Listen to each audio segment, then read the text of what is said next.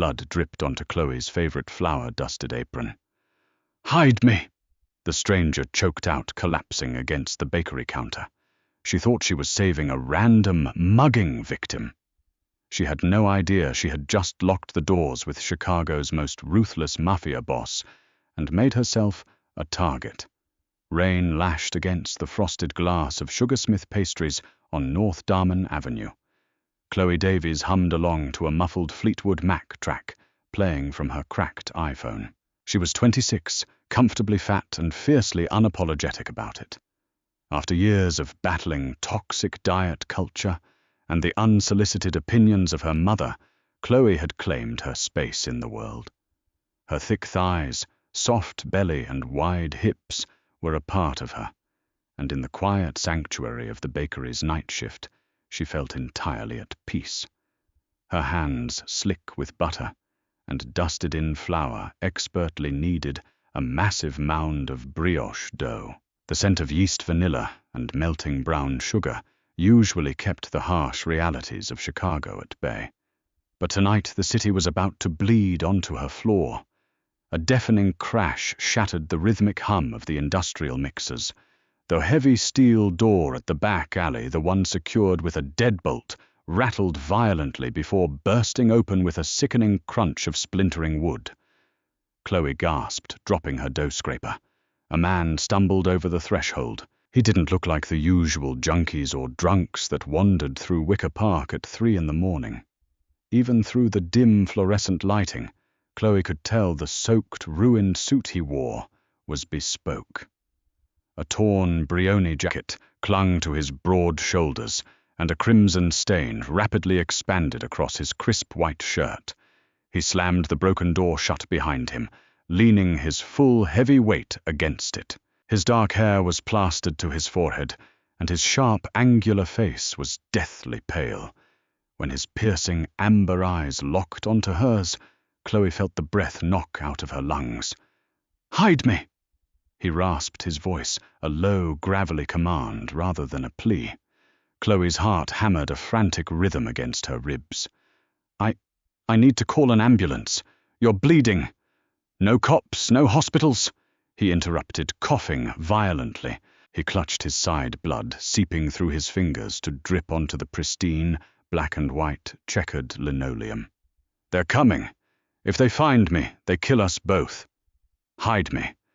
Now." Heavy footsteps splashed in the alleyway outside, accompanied by muffled, aggressive shouting. Someone slammed a fist against the metal door right beside the stranger's ear. Panic, sharp and cold, spiked in Chloe's veins. She didn't have time to overthink. Instinct took over. "Come on," she whispered fiercely. She grabbed his uninjured arm, hauling him away from the door. He was massive, built like a tank, and his weight was staggering.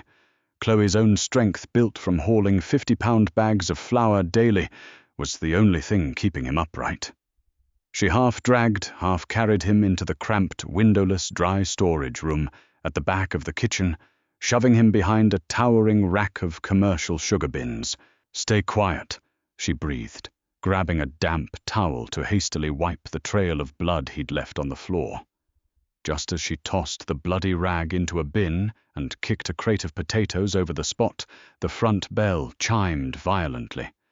The glass door had been forced open. 3 men stepped into the bakery. They wore heavy leather jackets, their faces twisted into ugly sneers. The lead man, a brute with a jagged scar cutting through his left eyebrow, kept his hand suspiciously tucked inside his jacket. A gun. Chloe knew a concealed weapon when she saw one. "We're closed," Chloe said, forcing her voice to stay steady. She crossed her arms over her chest, hoping her flour-covered apron made her look like nothing more than an irritated baker. "Looking for a guy." The scarred man grunted his eyes, darting around the stainless steel prep tables and commercial ovens. Tall dark hair, bleeding like a stuck pig. "He came this way." "Nobody came in here," Chloe lied smoothly. "The front door was locked until you just broke the latch, and the alley door is dead-bolted. If someone was bleeding out, I'd have noticed." The man stepped closer, invading her personal space. He looked her up and down, his eyes lingering on her full figure with a mixture of dismissal and crude disgust. "You sure about that, sweetheart? You wouldn't be hiding a stray dog in here, would you?" Chloe stood her ground, drawing herself up to her full height. She was a big girl, and she knew how to take up space when she needed to. "I'm sure. And if you don't leave my kitchen in the next 5 seconds, I'm hitting the panic button under this counter that connects directly to the 14th District Police Precinct." The men exchanged a tense look. A siren wailed faintly in the distance, echoing off the wet pavement of North Avenue. "Let's go," one of the thugs muttered. "If Bianchi made it to the street, his crew is probably already circling." The scarred man glared at Chloe one last time before turning on his heel. "Keep the doors locked, bakery girl." When the door clicked shut and their van tore away from the curb, Chloe let out a shuddering breath. Her legs felt like jelly. She rushed back to the storage room. The stranger Bianchi, they had called him, was slumped against a 50-pound bag of Domino sugar. He was barely conscious. "They're gone," Chloe whispered, dropping to her knees beside him. She pulled the ripped fabric of his shirt aside, gasping at the sight. A bullet had torn through his left side, grazing his ribs. "You need a doctor. Real medical attention. You'll do." He breathed, his heavy eyelids fluttering. "First aid kit. Need to stop the bleeding."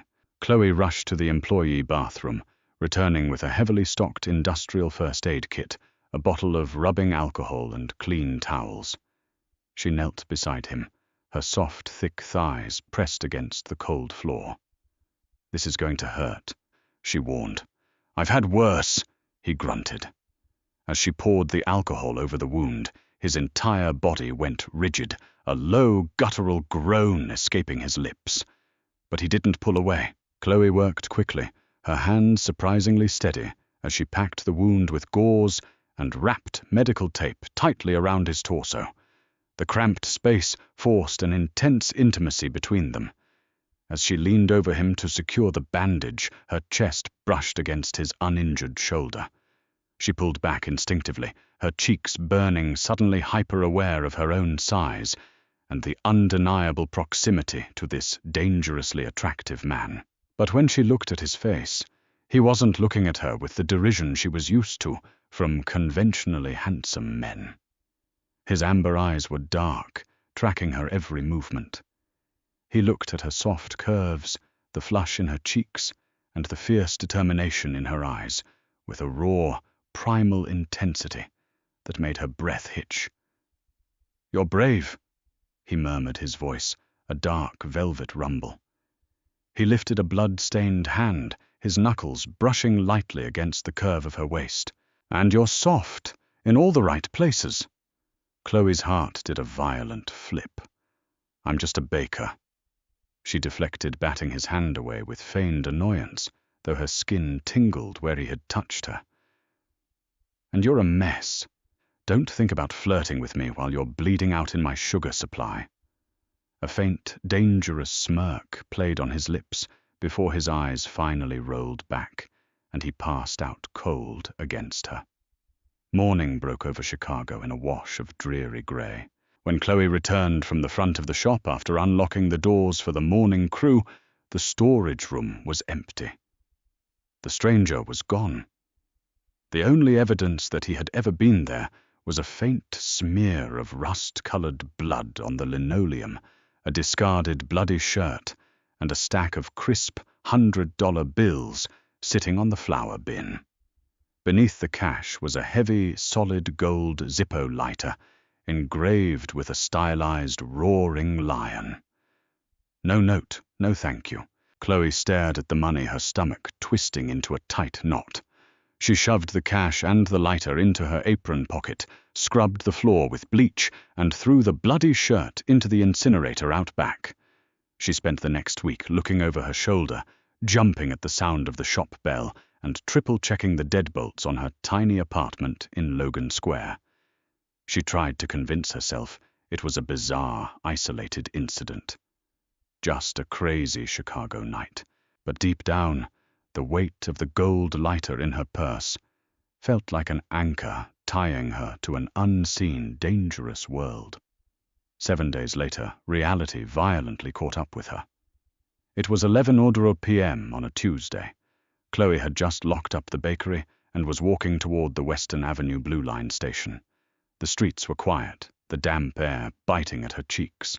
She pulled her thick wool coat tighter around her body, her headphones playing a true crime podcast.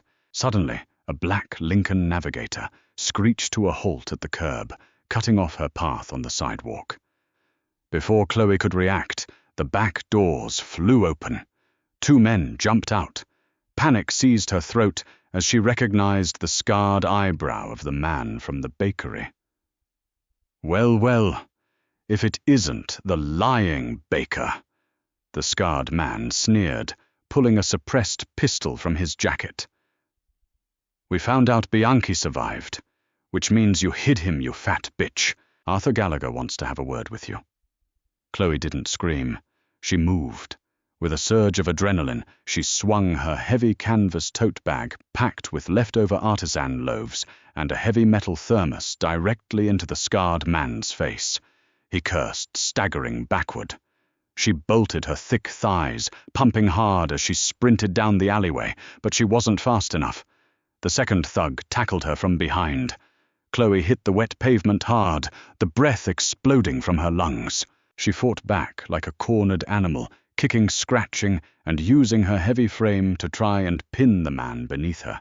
But a sharp blow to the side of her head sent stars exploding across her vision.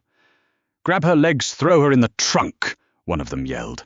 Suddenly the roar of a high-powered engine shattered the night. A sleek, bulletproof Mercedes G-Wagon tore into the alley, blinding them with high beams. The men froze. The doors of the G-Wagon flew open, and 4 men in tailored suits stepped out, raising automatic weapons. "Step away from the girl," a cold, heavily accented voice commanded. The thugs didn't hesitate. They scrambled into their Lincoln and tore off down the street, leaving Chloe gasping on the wet asphalt. A tall man with a broken nose. Mateo, she would later learn, stepped forward and offered her a hand. "Miss Davies, my boss would like to see you." Chloe, dizzy and bleeding from a scrape on her forehead, had no choice but to get into the plush leather interior of the SUV. She was driven through the glowing grid of the city, bypassing the usual neighborhoods, until they pulled into the subterranean private garage of the St. Regis Chicago. She was escorted up a private elevator that opened directly into a sprawling 2-story penthouse. Floor-to-ceiling windows offered a dizzying view of Lake Michigan and the Navy Pier Ferris wheel. The opulence was suffocating: marble floors, modern art, and the scent of expensive cedar and cigar smoke. Standing by the window, pouring amber liquid into a crystal glass, was the stranger. He was fully heeled, dressed in a tailored charcoal suit that fit his massive frame perfectly. Without the blood and the pallor of near death, he was devastatingly handsome.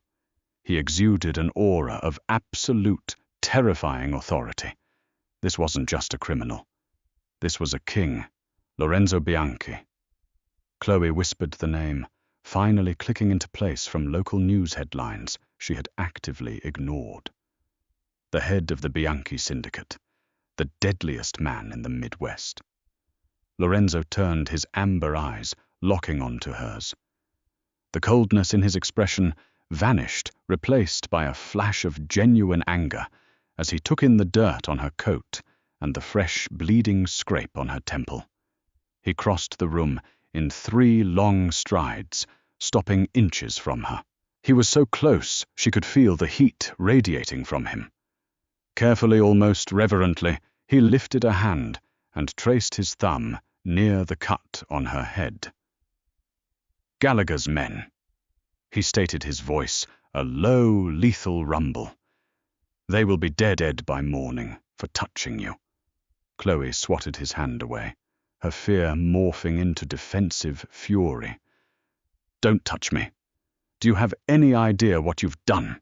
You brought your mob war into my kitchen, and now I'm being hunted in the streets." "I am aware," Lorenzo said calmly, though a muscle in his jaw twitched. "Which is why you are here. From this moment on, you are under my protection." "I don't want your protection," Chloe fired back, crossing her arms over her chest. She refused to cower, looking up at him with blazing eyes. "I want to go back to my apartment, bake my bread, and forget you ever bled on my floor.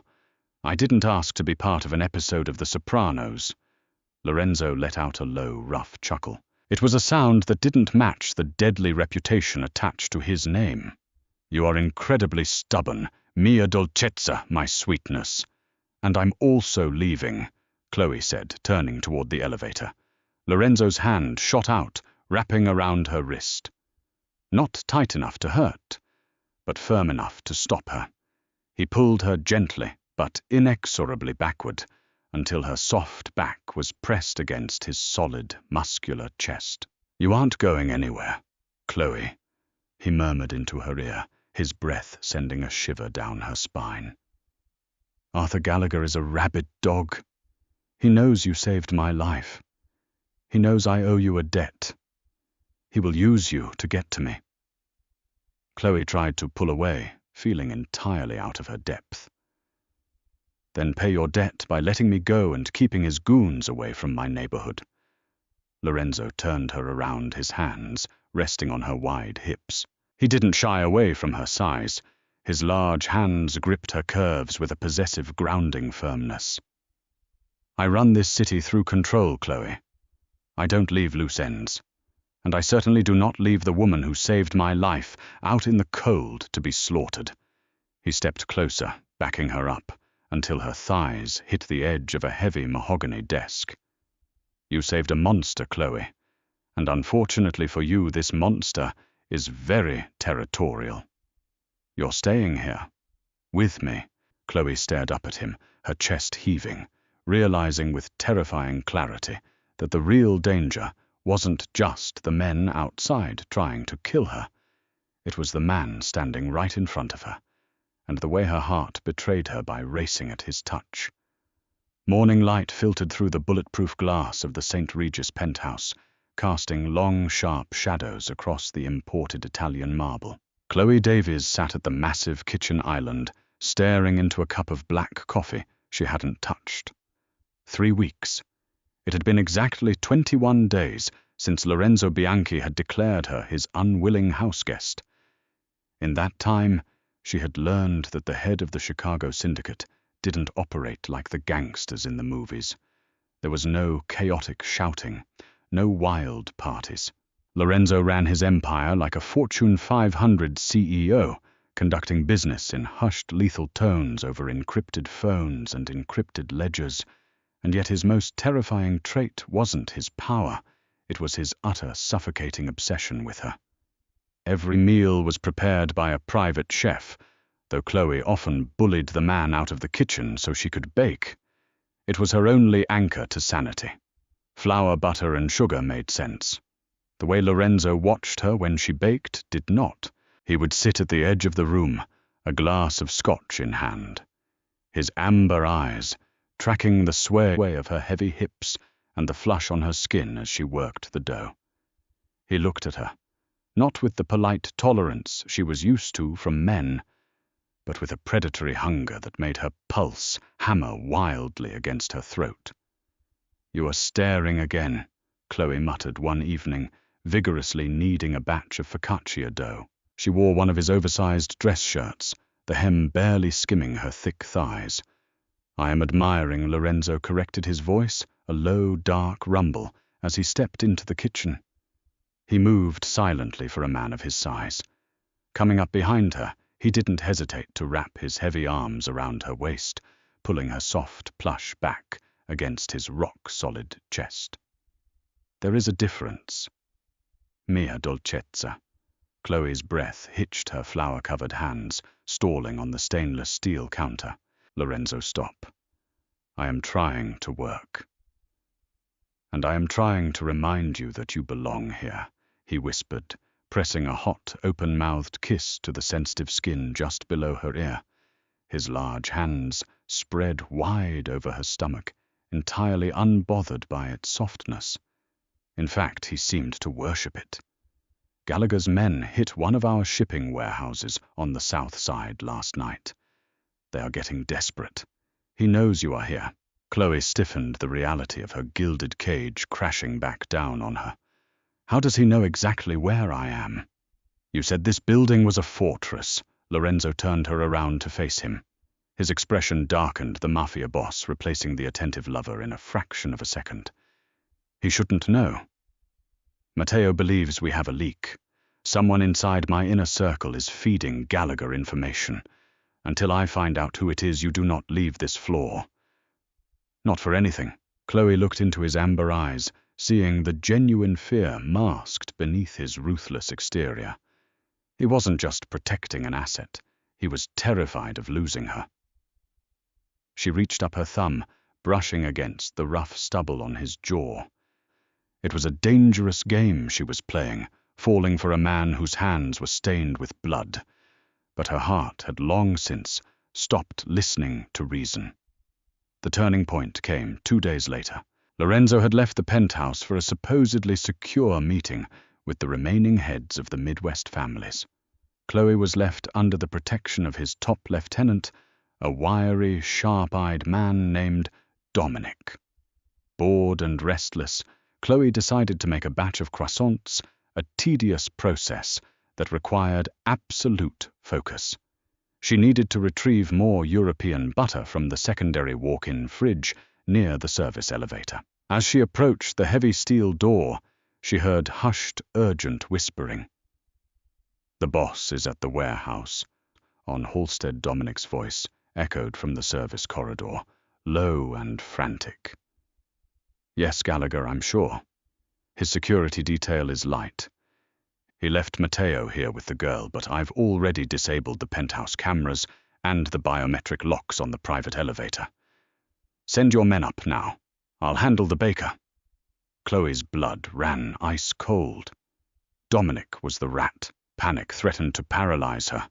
But survival instinct, the same instinct that had saved Lorenzo weeks ago, kicked into overdrive. She didn't run back to the main living area where Matteo was stationed. It was too far, and Dominic was already stepping out of the stairwell, a suppressed pistol gleaming in his hand. He spotted her immediately. A cruel, twisted smile stretched across his face. "Well, if it isn't the boss's fat little pet. You really thought you could play in the big leagues, Baker." Chloe didn't waste time screaming. She lunged backward into the kitchen, her mind racing. She was cornered unarmed and facing a trained killer, but she knew this kitchen better than anyone. As Dominic stepped through the doorway, raising his weapon, Chloe grabbed the nearest heavy object, a massive solid cast-iron Dutch oven resting on the stove. With a raw, guttural yell, she swung it with all the formidable strength in her thick arms, hurling the heavy pot directly at his head. The cast-iron pot struck Dominic's shoulder with a sickening crunch, sending his first shot wildly into the ceiling, showering them in plaster dust. He stumbled backward, cursing violently. Chloe didn't hesitate. She grabbed a handful of fine pastry flour from the prep station and threw it directly into his face, blinding him instantly. Dominic roared in pain and frustration, clawing at his eyes with his free hand, while blindly firing the gun with his other. Bullets shattered the custom glass cabinets, sending shards raining down like deadly hail. Chloe dove behind the massive marble island, her heart hammering wildly against her ribs. She was a baker, not a soldier, but she refused to die on this pristine, expensive floor. Crawling quickly toward the industrial stove, her eyes locked on a heavy canister of butane used for the chef's culinary torches. It was a massive commercial-grade cylinder, an insane, desperate plan formulated in her mind. "You're dead, you fat bitch!" Dominic screamed violently, wiping his eyes and stumbling toward the island. "Gallagher is going to skin Lorenzo alive, and I'm going to put a bullet right between your—" Chloe stood up abruptly from behind the counter. She had the heavy gold Zippo lighter Lorenzo had left her that first night in one hand, and the commercial butane canister in the other. She flicked the lighter open, the flame sparking instantly. "I'm a baker, Dominic," Chloe said, her voice shaking, but her grip resolute. "I know exactly how things burn." She depressed the nozzle of the butane canister, sending a thick, highly pressurized stream of gas directly over the open flame of the Zippo. A massive, roaring fireball erupted across the kitchen. Dominic didn't even have time to scream as the makeshift flamethrower engulfed his upper body. He dropped his weapon, thrashing backward in sheer agony, colliding heavily with the glass dining table, before collapsing onto the floor, desperately trying to smother the flames on his burning jacket. Suddenly, the private elevator doors burst open. Matteo sprinted into the room. His assault rifle raised his face, pale with panic. He took one look at the burning traitor on the floor, and the baker standing behind the counter with a butane torch, and his jaw dropped. Before Matteo could even process the scene, Lorenzo's encrypted satellite phone, which Dominic had dropped, buzzed violently on the floor. Chloe rushed forward, kicking Dominic's gun out of reach just to be safe, and snatched the phone. She answered it, her breath coming in heavy, ragged gasps. "Dominic!" Lorenzo's voice barked over the line, laced with a terrifying primal fury. "If she is harmed, I will personally carve your heart out." "Lorenzo." Chloe choked out, her adrenaline finally crashing, leaving her knees weak. "It's me." Dead silence on the other end. Then a sharp exhale. "Chloe, where is Dominic?" "He's currently on the floor. I set him on fire," she admitted, her voice trembling slightly, as Matteo quickly extinguished the traitor and zip-tied his hands behind his back. "He was working for Gallagher. He disabled the security. Gallagher's men are coming up the service elevator right now." "Matteo is with you," Lorenzo demanded, his voice suddenly shifting from panic to absolute lethal calm. "Yes, he's securing Dominic." "Give the phone to Matteo. Get into the panic room behind my office. Do not come out until I open that door myself, Chloe. Do you understand me? I am 3 minutes away." Chloe thrust the phone at Matteo and sprinted toward the back hallway. She slammed the heavy steel door of the panic room shut, just as the faint sound of gunfire erupted from the main living area. Inside the dark, heavily fortified room, time lost all meaning. Chloe sat on the floor, pulling her thick knees to her chest, trembling uncontrollably. She could hear the muffled thuds of heavy combat, the terrifying staccato of automatic weapons, and the agonizing shouts of dying men echoing through the expensive drywall. This was Lorenzo's world, a world of blood, betrayal, and violence. A world she had been violently dragged into simply because she couldn't turn away a bleeding stranger. It felt like hours, though. It was likely only minutes before the gunfire finally ceased. A suffocating silence fell over the penthouse. Then heavy footsteps approached the panic room. A familiar rhythmic knock echoed against the steel. "Chloe, it's me." She punched the code into the keypad, and the heavy door hissed open. Lorenzo stood in the doorway. His bespoke suit was ruined, splattered with blood that wasn't his own. His knuckles were raw and split, and a fresh cut bled down his cheek. He looked like the devil himself, freshly returned from a slaughter. But when his amber eyes found her, the lethal coldness vanished. He dropped his weapon to the floor, crossing the small space in a single stride, and pulled her into his massive arms. He buried his face in her neck, breathing in the scent of vanilla and fear, holding her so tightly she could barely breathe. "I've got you," he whispered fiercely, his large hands tracing the soft, wide curves of her back, assuring himself she was whole. "I've got you. It's over." Chloe buried her face in his chest, her tears finally falling. "Gallagher?" she asked shakily. "Dead." Lorenzo answered, his voice devoid of emotion. His men in the building have been eliminated. The rest of his organization will fall in line by morning, or they will share his fate. No one will ever threaten you again. He pulled back slightly, cupping her face in his large, blood-stained hands. His thumbs wiped away her tears with surprising gentleness. He looked at her wide hips, her thick thighs, her soft belly, and the fierce, incredible bravery in her eyes, with absolute worship. "You took down my top lieutenant with baking flour and a lighter," Lorenzo said, a breathless, dark chuckle escaping his chest.